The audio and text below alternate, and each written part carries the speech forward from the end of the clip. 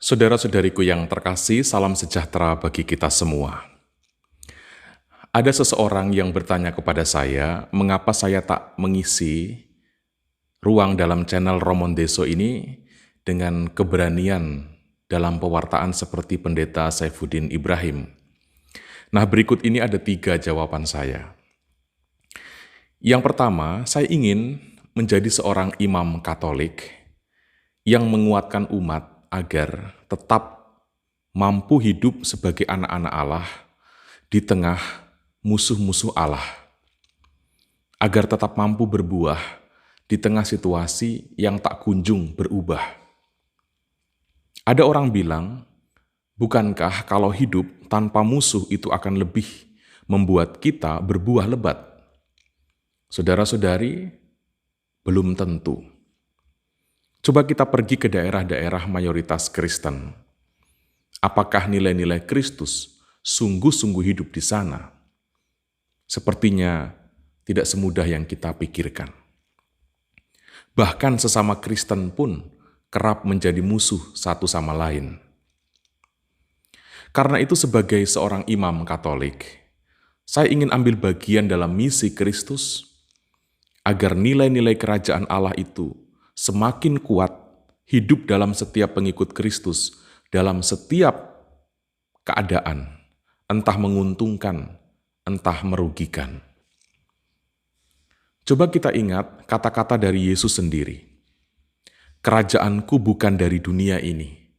Jika kerajaanku dari dunia ini, pasti hamba-hambaku telah melawan, supaya aku jangan diserahkan kepada orang Yahudi, akan tetapi kerajaanku bukan dari sini. Ini artinya apa?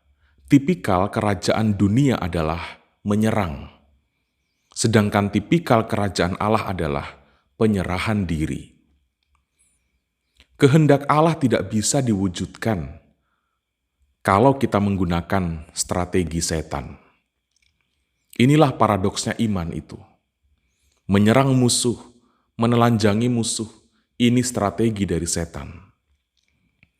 Dalam surat Petrus dengan jelas dikatakan, waspadalah dan berjagalah, sebab setan musuhmu seperti singa mengaum-ngaum mencari mangsa.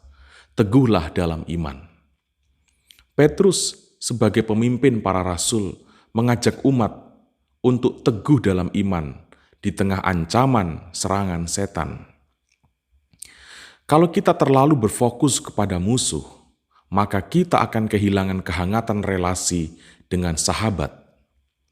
Kalau kita terlalu fokus kepada setan, maka kita akan buram dalam memahami Kristus.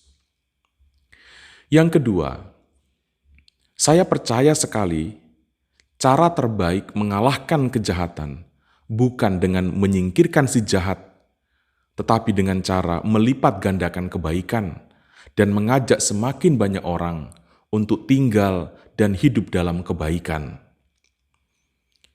Saya sebagai seorang imam Katolik memiliki misi yang mungkin terkesan lamban, mungkin terkesan terlalu diplomatis, mungkin juga sebagian memberi kesan penakut. Saudara-saudari, kesan-kesan seperti itu jugalah yang dialamatkan kepada Yesus Kristus dahulu. Mengapa ia tidak segera mengadakan revolusi melawan Romawi untuk memulihkan keyahudian jika memang benar bahwa Yesus itu adalah Mesias?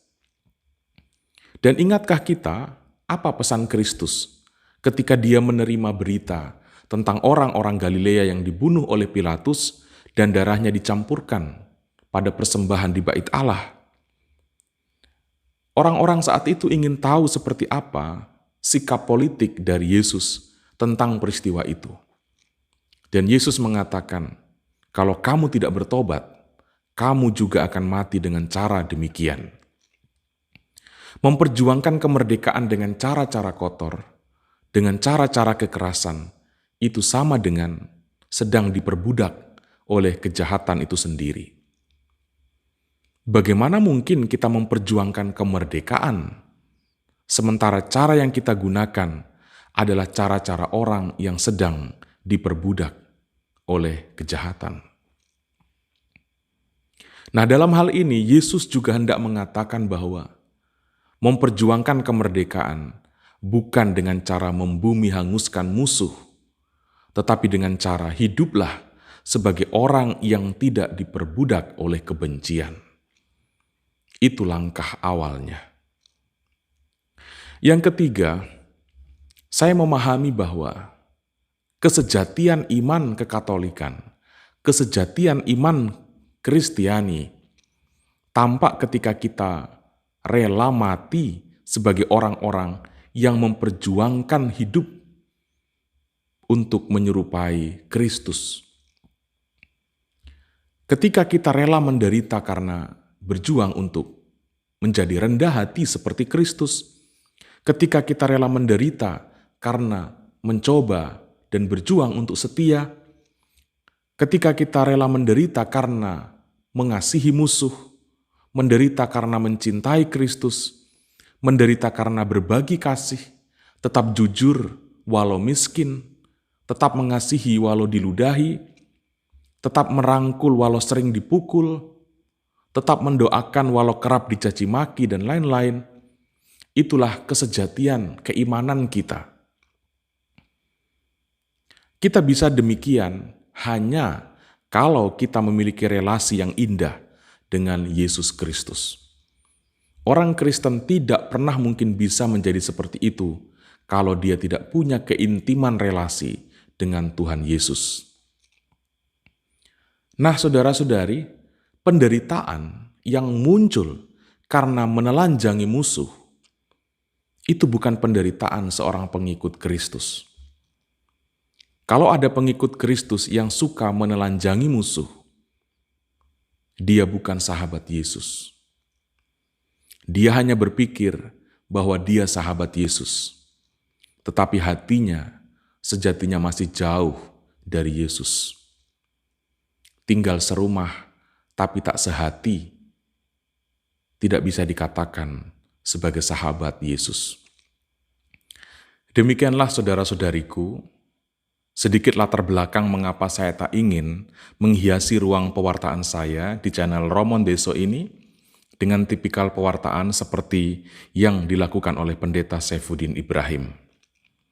Ekaristi yang setiap hari saya rayakan mengarahkan saya untuk melihat dan mengalami Kristus secara lebih mendalam. Setuju atau tidaknya Anda dengan keyakinan iman saya ini, silahkan memberikan komentar secara santun pada kolom komentar. Saudara-saudariku, tetaplah teguh dalam iman. Hiduplah sebagai anak-anak Allah, walau Anda sedang berada di tengah musuh-musuh Allah. Musuh Kristus tak selalu identik dengan non-Kristen. Tuhan Yesus memberkati kita semua.